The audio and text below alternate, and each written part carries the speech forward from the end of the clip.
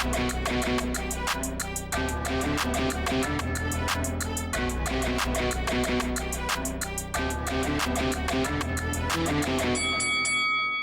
guys, welcome to Boxing Squared for boxing news and views from around the internet. Well, what a difference a few days can make in boxing. From what went the WBO giving Anthony Joshua 10 days to make a fight with his mandatory challenger Oleksandr Usyk, quickly morphed in the course of a week to if he will face him. And it's this narrative that's being driven by Joshua's own promoter Eddie Hearn, who by the way has also been co-promoting Usyk until this point, and would be again if a deal is struck with Joshua. Usyk's deal is up with Matchroom unless it's a Joshua fight.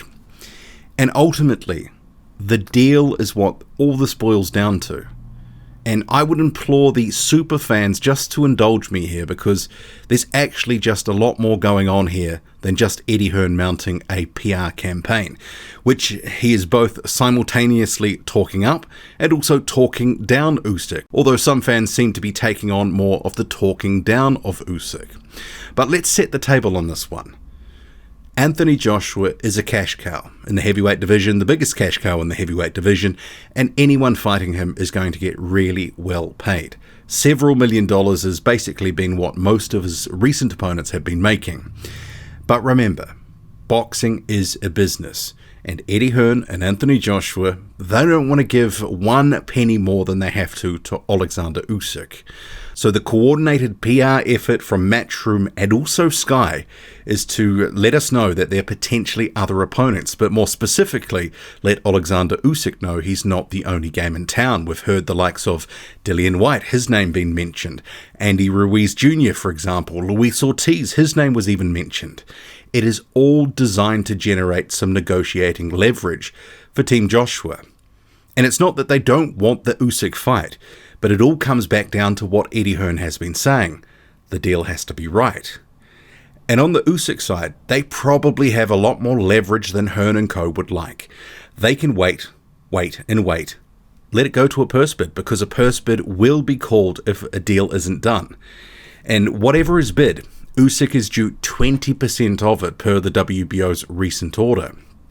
And with Anthony Joshua generating, $20-30 million, and in some instances more for his recent fight purses, you can see why they want to lock Usyk into a flat fee, a number that they're comfortable paying for. They'd rather he take that flat fee, and then Hearn, Joshua and co, they'll have their nose in the trough for the rest. And Usyk probably makes less than 20% in that scenario if he takes a flat fee, and who knows what he'd miss out on. Before I get to a few things that people are saying about Usyk and my response to that, there's some other issues to consider with all these negotiations, with the standoff that we now find ourselves watching play out in public in a not so subtle way. It actually has the potential to backfire, and big time. If it does go to a purse bid, and I'm sure Oleksandr Usyk and his team, they don't mind if it does, then someone else could swoop in, place a winning bid, and then Matchroom lose promotional control, potentially even broadcasting control. There's no way Matchroom and Sky want that to happen. That would be an unmitigated disaster for them. Another thing that's unsaid but will no doubt be part of this for Matchroom is, despite Usyk being the mandatory challenger, they will absolutely want a rematch clause in the deal, and Team Usyk will want to make them pay a premium for it. Because if this fight goes ahead, after it, Usyk is off contract. He'd be holding 3 heavyweight titles if he won the belt, and there'd be no recourse for Eddie Hearn or Anthony Joshua to get an immediate rematch. So they will want the insurance of a rematch, but without having to pay over the odds, without having to pay a premium for that clause. So this is why the PR machine has been running hot. Hearn and others, they've been discussing these potential fights, these other fights, and it's being suggested that Anthony Joshua could drop the WBO belt if the financials don't add up. I mean, to me, that's a very hollow threat. You don't spend years accumulating, collecting these belts, and being on the verge of an undisputed fight to then drop a belt. And there's no guarantee you'd fight for it anytime soon. I mean, no one can force a unification as we've seen in recent years. And the action of dropping the WBO belt would do two things. Extinguish the chance for Undisputed because there would be 3 belt holders, but also it would tarnish Joshua's legacy. And what I mean by that is you can't bang on about being in the sport for legacy, the big fights, doing it for the fans, wanting to become the first undisputed champion in a generation, and then turn around and drop a belt because of the financials. That would run counter to the image that Joshua has been building and cultivating over years. And people would cry Joshua is ducking Usyk if he dropped the belt. And the reasons wouldn't even matter. It would still be a duck. And if people were happy to say Michael Hunter ducked Hrgovic for a better deal elsewhere, then they'd have to be consistent if Joshua walked away from Usyk and dropped the belt, because it would be a duck, plain and simple. No matter the finessing, the statements, the PR, all that sort of stuff that there's better opponents out there or better money elsewhere, it would be a duck.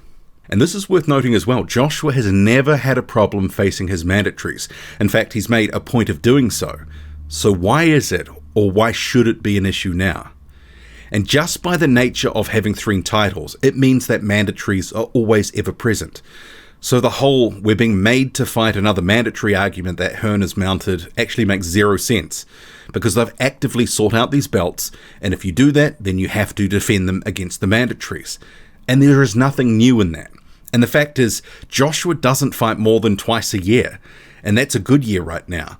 So if he fought 3 times a year or 4 times, he'd have leeway to take other fights. But he doesn't. It's 1 or 2 fights a year. So the result is there's always a case of mandatories piling up. As it is, Oleksandr Uysk has been mandatory for almost 2 years. That's right. It was in June 2019 when he opted to take that, by courtesy being the super champion from the WBO at cruiserweight. So he was able to claim that status. He didn't claim it immediately, but he did almost 2 years ago now. And then the WBO in December 2019, after the Ruiz-Joshua rematch, it called the fight. But because Pulev as an IBF mandatory was ahead of him, a deal was reached that Pulev would go first. And he did. And now that Undisputed has fallen over, and bear in mind the sanctioning bodies gave quite a bit of leeway for that to be made and put Usyk to the side, I don't see why it's a big deal now. What is the big deal for Usyk to get his shot? And I know some fans have been talking about Usyk is not good enough to be Joshua's mandatory or hasn't done enough at heavyweight. But I would ask this sort of question. Was it okay for Kubrat Pulev to be his mandatory? That was Joshua's last mandatory for the IBF and his last opponent. Why not Usyk? Pulev had actually sat on that mandatory for quite a considerable period, not really fighting anyone, subpar, stay-busy fights, waiting for the shot. And he was a faded fighter by the time that Anthony Joshua fought him.